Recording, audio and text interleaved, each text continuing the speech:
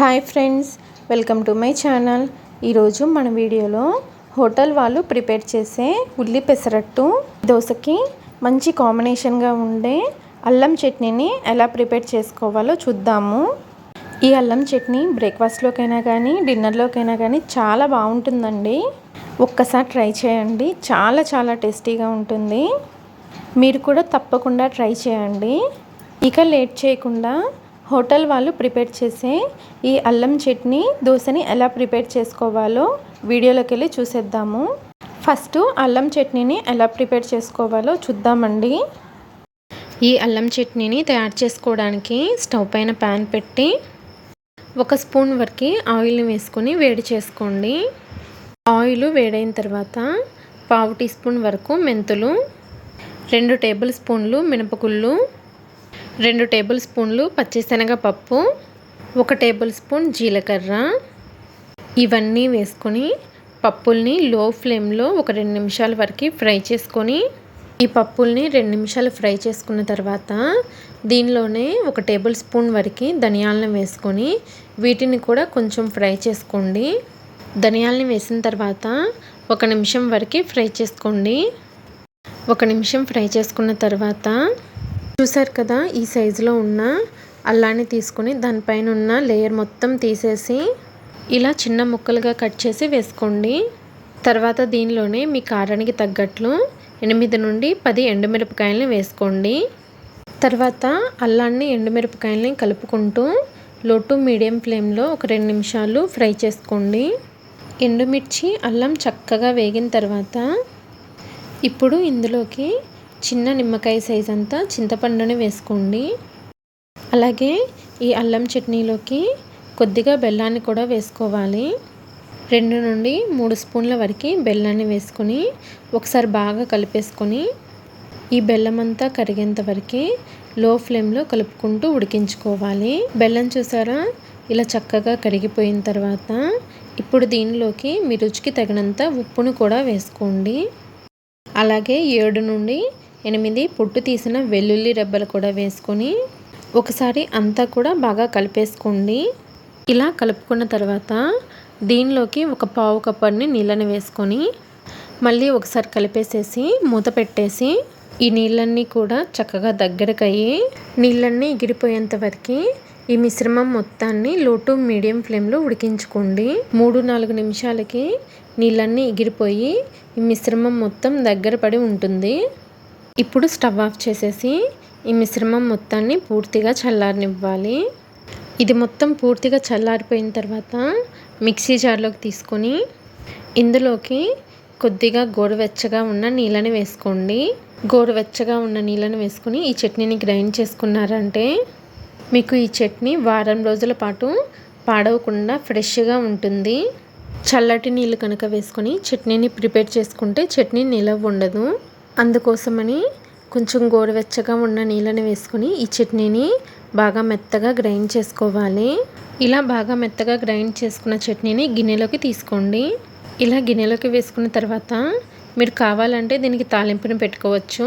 తాలింపు లేకపోయినా కానీ ఈ చట్నీని ఇదే విధంగా సర్వ్ చేసుకోవచ్చు. తాలింపు కోసమని గిన్నెను పెట్టి దానిలో 1 స్పూన్ వరకు నూనెని వేసుకోండి. నూనె వేడైన తర్వాత దానిలోకి 1 స్పూన్ వరకు తాలింపు గింజల్ని వేసుకోండి. మినపప్పు, శనగపప్పు, ఆవాలు, జీలకర్ర ఇవన్నీ కలిపి 1 స్పూన్ వేసుకోండి. అలాగే 1 ఎండుమిరపకాయని ఇలా సగానికి కట్ చేసి వేసుకోండి. పోపు దినుసులు ఎండుమిరపకాయని లో ఫ్లేమ్లో వేయించుకున్న తర్వాత దీనిలోకి 1 రెమ్మ వరకు కరివేపాకు కూడా వేసుకొని కరివేపాకు కూడా ఫ్రై చేసుకొని ఈ తాలింపు తెచ్చి మనం ముందుగా గ్రైండ్ చేసుకున్నాం కదండి, ఆ అల్లం చట్నీలో వేసి కలుపుకోండి. చూసారు కదండి, సూపర్ టేస్టీగా ఉండే హోటల్ స్టైల్ అల్లం చట్నీ ఇంట్లోనే రెడీ అయిపోయింది. చూసారు కదండి, చాలా సింపుల్గా ప్రిపేర్ చేసుకోవచ్చు. చట్నీని ఇలా తాలింపు పెట్టుకొని ప్రిపేర్ చేసుకున్నారంటే మనకి చట్నీ అనేది పాడవకుండా ఉంటుందండి. ఈ చట్నీని ఏ బ్రేక్ఫాస్ట్లోకైనా సర్వ్ చేసుకోవచ్చు. ఇడ్లీ, దోశ, ఉత్తప్పం, గారెలు ఇలా దేనిలోకి సర్వ్ చేసుకున్న టేస్ట్ చాలా బాగుంటుంది. ఈ అల్లం చట్నీని తప్పకుండా మీరు కూడా ట్రై చేయండి. మనకి అల్లం చట్నీ రెడీ అయిపోయింది కదండి. ఇక లేట్ చేయకుండా ఉల్లి పెసరట్ని ఎలా ప్రిపేర్ చేసుకోవాలో చూద్దాము. ఈ ఉల్లి పెసరట్టు కోసమని ఫస్ట్ మనం పప్పుల్ని నానబెట్టుకోవాలి. ఫస్ట్ ఒక గిన్నెని తీసుకొని దానిలోకి 1 కప్పు వరకు ముడి పెసలను వేసుకోండి. ఇలా ముడి పెసలను వేసుకుంటేనే మనకి దోశ అనేది చాలా టేస్టీగా ఉంటుంది. ఒకవేళ మీకు ఇవి దొరకకపోతే బద్ద పెసల పప్పునైనా వేసుకోవచ్చు. తర్వాత దీనిలోనే 1/2 కప్పు వరకు బియ్యాన్ని వేసుకోండి. ఇక్కడ మీరు దోశల బియ్యాన్నైనా వేసుకోవచ్చు, రేషన్ బియ్యాన్నైనా వేసుకోవచ్చు, ఏ బియ్యాన్నైనా సరే వేసుకోవచ్చు. ఏవైనా సరే 1 కప్పు పెసర్లకి 1/2 కప్పు బియ్యాన్ని వేసుకోండి. బియ్యాన్ని వేసుకోవడం వలన దోశ అనేది బాగా క్రిస్పీగా వస్తుందండి. తర్వాత దీనిలోనే 1 టేబుల్ స్పూన్ వరకు మినపగుళ్ళను కూడా వేసుకోండి. మినపగుళ్ళను కూడా వేసుకున్న తర్వాత ఇవన్నీ కూడా శుభ్రంగా 1కి 2 సార్లు కడిగేసి మళ్ళీ తిరిగి ఇందులో నీళ్ళను పోసుకొని ఈ పెసర్లని కనీసం 6 నుండి 8 గంటల వరకు నానబెట్టుకోవాలి. పెసర్లు రాత్రంతా నానిన తర్వాత నెక్స్ట్ డే మార్నింగ్ చూపిస్తున్నాను చూడండి. మనకి పెసర్లు చక్కగా నానిపోయాయి. రాత్రంతా నానబెట్టుకున్న ఈ పెసర్లు బియ్యాన్ని మిక్సీ జార్లో కానీ గ్రైండర్లో కానీ వేసుకొని తగినన్ని వాటర్ని కూడా వేసుకొని దీనిలోనే 1 పచ్చిమిరపకాయని ఇలా కట్ చేసి వేసుకోండి. అలాగే 1 ఇంచు అల్లాన్ని ఇలా పొట్టు తీసి ముక్కలు చేసి వేసుకోండి. 1 టీ స్పూన్ వరకు జీలకర్ర, రుచికి తగినంత ఉప్పును కూడా వేసుకోండి. పిండిని బాగా మెత్తగా గ్రైండ్ చేసుకోవాలండి. వాటర్ని మరీ ఎక్కువగా వేసేసుకోకండి. చూసారు కదా, పిండిని ఇలా బాగా మెత్తగా గ్రైండ్ చేసుకున్న తర్వాత ఈ పిండిని ఒక గిన్నెలోకి తీసేసుకోవాలి.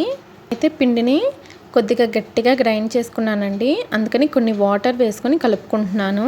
పిండి చూసారా, ఈ కన్సిస్టెన్సీలో ఉండాలి. ఇలా పిండిని కలుపుకోవాలి.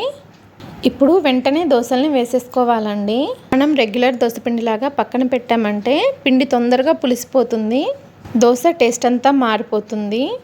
దోశల పిండి రెడీ అయిపోయింది కదా, ఇప్పుడు వెంటనే దోశల్ని వేసేసుకోవాలి.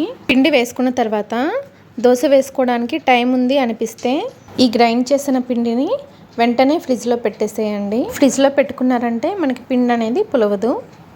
నేనైతే పిండిని గ్రైండ్ చేసిన వెంటనే దోశని వేసేసుకుంటున్నాను. స్టవ్ ఆన్ చేసి దోశ ప్యాన్ పెట్టి పెనం బాగా వేడైన తర్వాత 2 చుక్కల వరకు నూనెని వేసుకొని నూనెని ఉల్లిపాయతో స్ప్రెడ్ చేయండి. మంటని ఖచ్చితంగా లో ఫ్లేమ్లో పెట్టుకొని మనం ప్రిపేర్ చేసుకున్న ఈ పెసరట్టు పిండిని 1 లేదా 2 గరిటెల వరకు వేసుకొని మీకు వీలైనంత పల్చగా ఈ దోశని స్ప్రెడ్ చేసుకోండి. మంటని లో ఫ్లేమ్లో పెట్టుకొని వేసుకుంటే దోశ చక్కగా స్ప్రెడ్ అవుతుంది. దోశని ఇలా స్ప్రెడ్ చేసుకున్న తర్వాత దీనిపైన సన్నగా కట్ చేసిన ఉల్లిపాయ ముక్కల్ని వేసుకోండి. దీనిపైన 1 టీ స్పూన్ నుంచి 2 టీ స్పూన్ల వరకు నూనెని వేసుకొని దోశ ఒకవైపు చక్కగా కాలిన తర్వాత వీడియోలో చూపిస్తున్న విధంగా దోశని అటువైపు నుండి ఇటువైపు నుండి ఈ విధంగా ఫోల్డ్ చేసుకొని దీన్ని ఇంకొక వైపు కూడా తిప్పుకొని ఇంకొక వైపు కూడా చక్కగా ఈ దోశని కాల్చుకోండి. ఇలా ఫోల్డ్ చేసుకోవడం వలన లోపల ఉన్న ఉల్లిపాయలు చక్కగా ఉడుకుతాయి. అందుకోసమని దోశని ఫోల్డ్ చేసుకుని చక్కగా కాల్చుకోండి. దోశ మనకి 2 వైపులా కూడా చక్కగా కాలిన తర్వాత సర్వింగ్ ప్లేట్లోకి తీసేసుకోండి. తర్వాత ఇదే విధంగా మీకు ఎన్ని దోశలు కావాలంటే అన్ని దోశల్ని వేసుకోండి. ప్రతిసారి కూడా దోశ వేసుకునే ముందు ఇలా నూనె అప్లై చేసి దోశ వేసుకోండి. ఇలా కనుక వేసుకుంటే మీకు అన్ని దోశలు కూడా పర్ఫెక్ట్గా వస్తాయి. ఇలా కావాల్సినన్ని దోశలు వేసుకొని మనం ప్రిపేర్ చేసిన అల్లం చట్నీతో సర్వ్ చేసుకోండి. చాలా చాలా టేస్టీగా ఉంటాయి. ఒకవేళ మీకు కనుక పిండి మిగిలితే ఈ పిండిని వెంటనే ఫ్రిడ్జ్లో పెట్టేసుకోండి. నెక్స్ట్ డే ఉదయాన్నే కూడా చక్కగా ఈ దోశల్ని వేసుకోవచ్చు. చూసారు కదా, ఉల్లి పెసరట్ని హోటల్ స్టైల్లో ఇంట్లోనే ఎలా ప్రిపేర్ చేసుకోవచ్చు. ఇక లేట్ చేయకుండా ఈ ఉల్లి పెసరట్టు అల్లం చట్నీ రెసిపీని మీరు కూడా తప్పకుండా ట్రై చేసి మీ ఫీడ్బ్యాక్ని నాకు షేర్ చేయండి. ఇంకా మీకు నచ్చినట్లయితే నా ఛానల్ని లైక్ చేసి షేర్ చేసి సబ్స్క్రైబ్ చేసుకోండి. మీ ఫ్రెండ్స్కి రిలేటివ్స్కి షేర్ చేయండి. Thanks for watching.